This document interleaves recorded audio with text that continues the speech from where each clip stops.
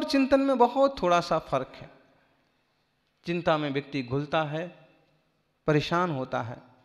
चिंतन में व्यक्ति वस्तु स्थिति को स्वीकार करता है, ये तो होना ही है, ऐसा तो योग है, जो कुछ संयोग में था, जो कुछ योग्यता थी सो हो रहा। जो जो देखी भीतर आगने, सो सो होसी भीरा रे, अनहोनी होसी नहीं कबहूं, काहे होता धीरा रे। भगवान जिनेश्वर के ज्ञान में जो कुछ झलक रहा है, सर्वज्ञत्व शक्ति में जो कुछ आ रहा है, हमारी जो योग्यता और होनहार है, सब वह आ रहा है। अब इसमें क्लेश करने से क्या फायदा। क्रम नियमित पर्याय अथवा सर्वज्ञ स्वीकार करने से हम बहुत सारे क्लेश से बच जाते हैं। हमें एक संबल मिलता है कि होना है सो होना है। सच्चा पुरुषार्थ, अच्छा पुरुषार्थ करना छोड़ो मत, और कभी संकट आ पड़ा तो रो मत।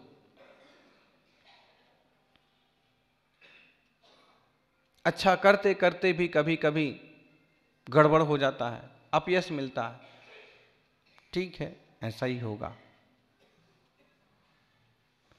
चिंताओं में मत पड़िए, चिंता में पड़ जाएंगे जीते जी मर जाएंगे। चेहरा नहीं उठा पाते हैं लोग, कायर बन जाते हैं। चिंतन ऊंचाई पर ले जाता है, चिंता गहराई में पटक देती है। विषाद और अवसाद चेहरे को घेर लेता है। इसलिए कैसी भी परिस्थिति आए, मुकाबला करना सीखिए। कारण कायरता जिनके चेहरे का श्रृंगार करती है,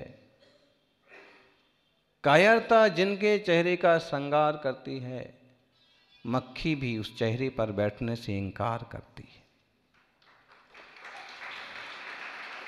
एकदम बुझे बुझे रहोगे तो मक्खी भी तुम्हारे पास नहीं फटकेगी। मच्छर भी उसी व्यक्ति को काटता है जिसमें कुछ खून होता है।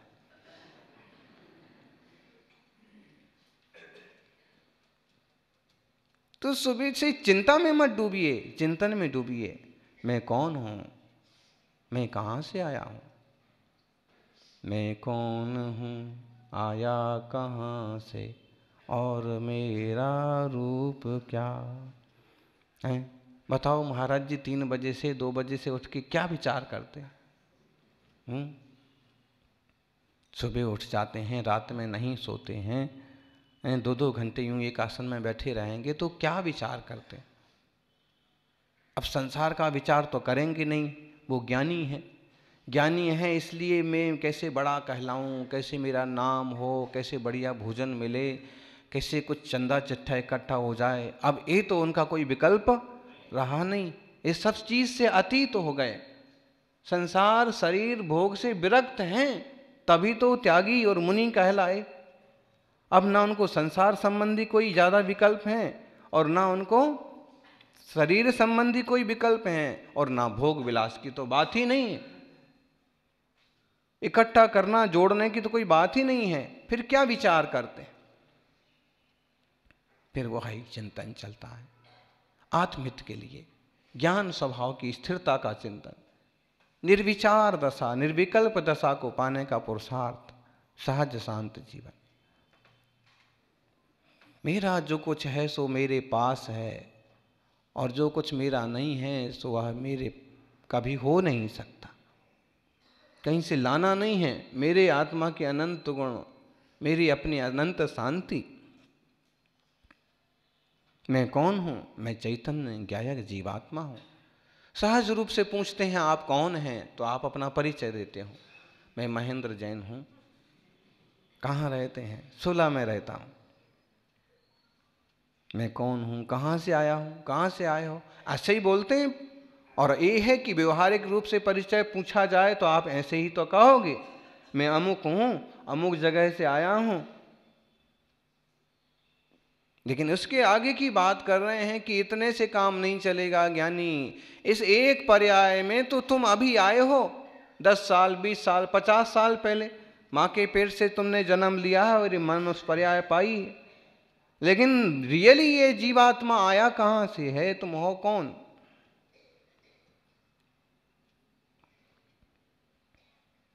कभी कभी किसी को कहने लगते हैं ना, तुम हो कौन, ऐसा करने वाली तुम हो कौन, आदेश देने वाली तुम हो कौन। लेकिन वास्तव में हम उसको पूछें कि तुम कौन हो, इसके पहले हम खुद ही तो जान लें कि हाँ मैं कौन हूं। इसको छेड़ने वाला है, इसको डपटने वाला मैं कौन, जिसकी अपनी योग्यता, मेरी अपनी योग्यता। इसलिए ज्ञानी किसी से कुछ भी कहते नहीं। मैं कौन हूं? चैतन्य ज्ञायक आत्मा। आप कहोगे चैतन्य ज्ञायक आत्मा मतलब क्या? ज्ञायक मतलब जानने वाला, ज्ञान स्वभावी।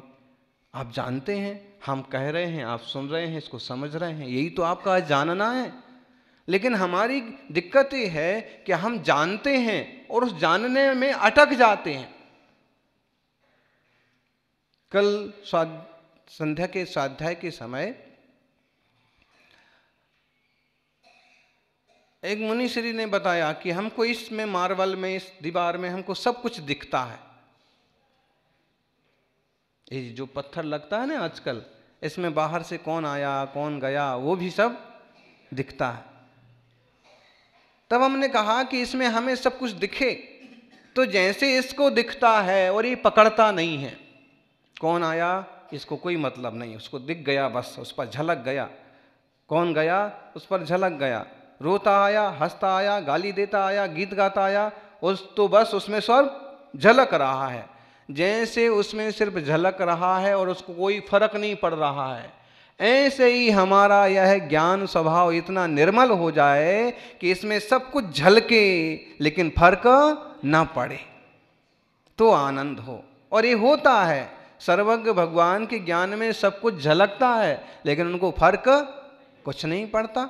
महावीर स्वामी ने आपके अनंत भाव जाने, हमारे अनंत भाव जाने, सब कुछ जाना, लेकिन जो कुछ कहने लायक था सिर्फ उतना कहा और चले गए।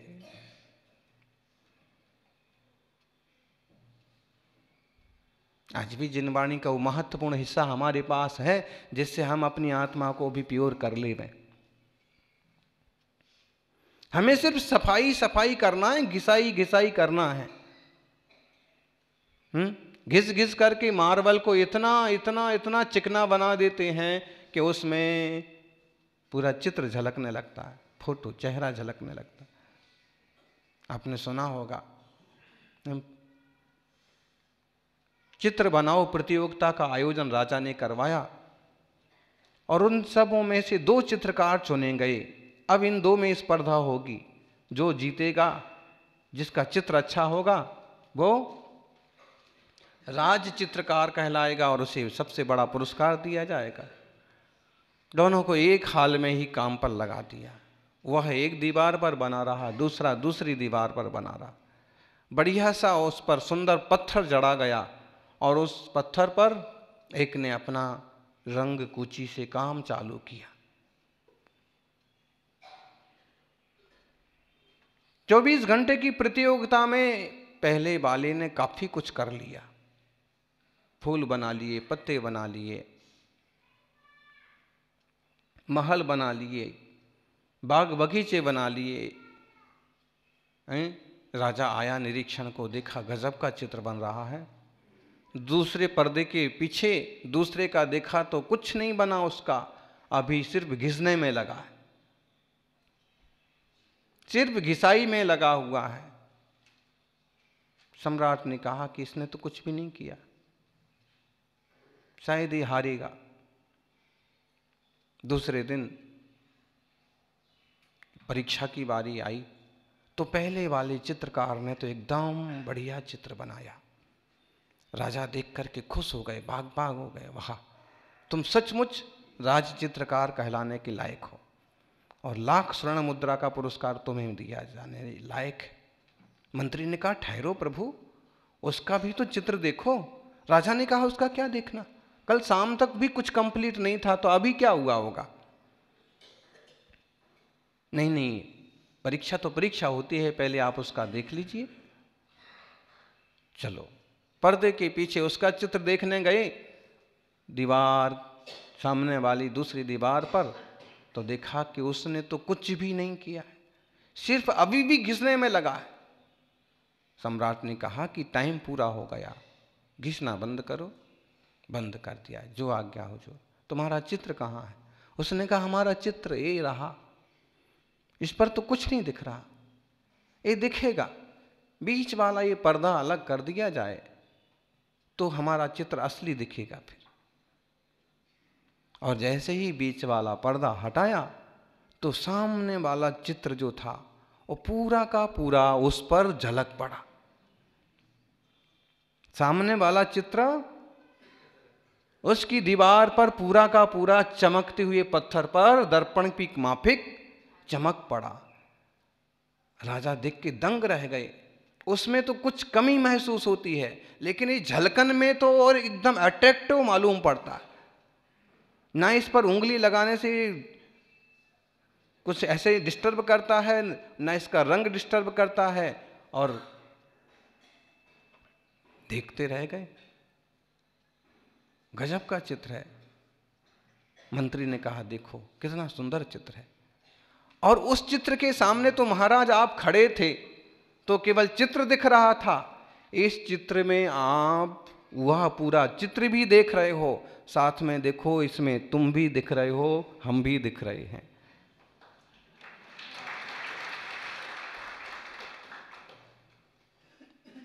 ऐसा क्या किया तुमने, ऐसा क्या किया तुमने कि तुमने उसको भी जीत लिया? ए लो लाख का पुरस्कार, लेकिन बताओ। उसने कहा प्रभु मैंने तो केवल एक ही काम किया, घिसो।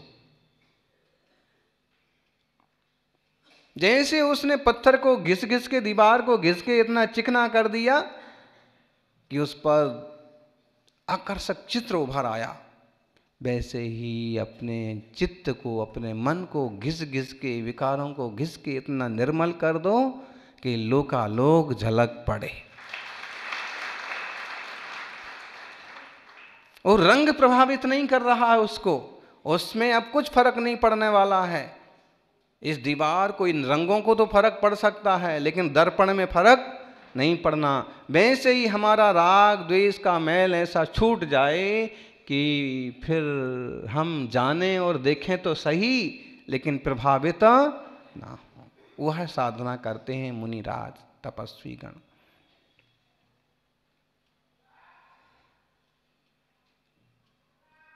ज्ञानियों, मैं कौन हूँ, कहाँ से आया हूँ, मेरा रूप क्या है, स्वरूप क्या है? यूँ अपना रूप तो ये थोबड़े को तो क्या देखना है, आज है कल नहीं है, हैं? कहाँ गई सुंदरता, कहाँ गई युवावस्था, सारी चीज़ें धरी रह जाती हैं। स्वरूप क्या है मेरा? अरसमरूप मगंधम अब्बत्तम चेड़ा गुणमसद्दम जान मलिंग गहणम जीवम निदिठ संठानम। ये मेरा स्वरूप है। रस नहीं है मेरे में, गंध नहीं है, वर्ण नहीं है, ये सभी पुद्गल का है, शरीर का है।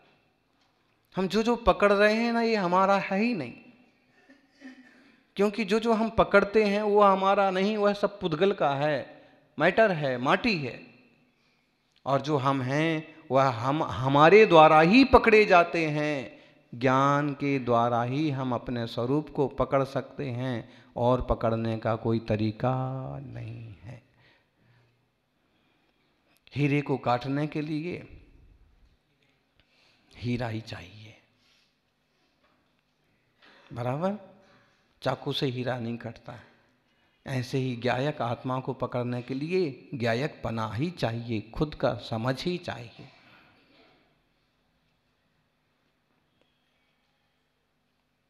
मैं कौन हूँ, आया कहाँ से, और मेरा रूप क्या? संबंध दुख में कौन है, स्वीकृत करूं परिहार क्या? इसका विचार विवेक पूर्वक। दुख के कारण क्या है, मैं क्या स्वीकार करूं, क्या मैं छोड़ दूं, इसका विचार विवेक पूर्वक शांत चित्त से करो। अपने जीवत्व का विचार करो। ज्ञानी देह के लिए तो बहुत कर लिया, संसार परिवार के लिए करते ही हैं, करना ही पड़ेगा वहां हो तो, लेकिन कभी सुबह शाम ये भी चिंतन करो, कौन सा काल है, मेरे मित्र कौन है, धर्म क्या है, मेरे लिए हितकारी क्या है और मैं कौन हूं, मेरी शक्ति क्या है, हमेशा इसका चिंतन करो। देह मैं नहीं हूं, गेह मैं नहीं हूं, नाम मैं नहीं हूं, रंग रूप मैं नहीं हूं, फिर हूं सूझ हूं,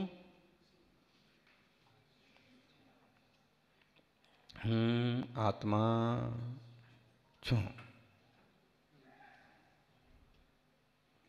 प्रतीति में थोड़ा तो आना चाहिए। बरसों हो गए इस देह में रहते हुए, किराए के घर में रहते हुए, थोड़ा तो ध्यान दो। इसका पालन पोषण तो हम खूब कर रहे हैं, लेकिन अपने ज्ञायक चैतन्य आत्मा का पालन पोषण कर रहे हैं?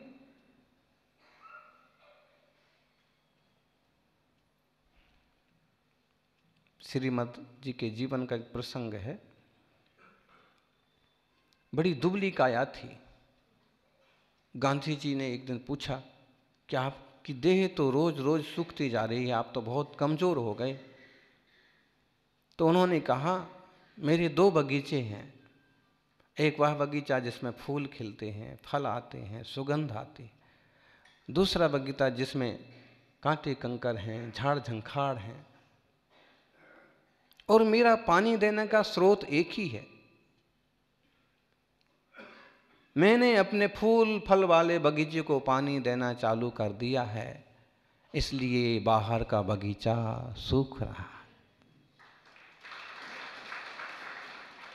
मैंने अपने ज्ञान ध्यान स्वभाव की दृष्टि करना चालू किया है, मैं सहज शांत रहता हूं, इसलिए मेरा ज्ञान का पानी भीतर भीतर जाता है, मुझे शरीर की खबर नहीं रहती है, इसलिए बाहर का बगीचा सूख रहा है। अब तुम बाहर का बगीचा संभालोगी तो भीतर का सूखेगा। मुनिराज भीतर का बगीचा संभालते हैं तो बाहर का बगीचा सूखता है। देखो कैसे दिखते हैं, काले पीले, ऐसे बाल हो गए, वैसे दांत हो गए, इधर पांव में चोट लग गई, उधर। अब हम बाहर का बगीचा ऐसा दिखता है और भीतर का बगीचा उनका हरा भरा लहरा रहा।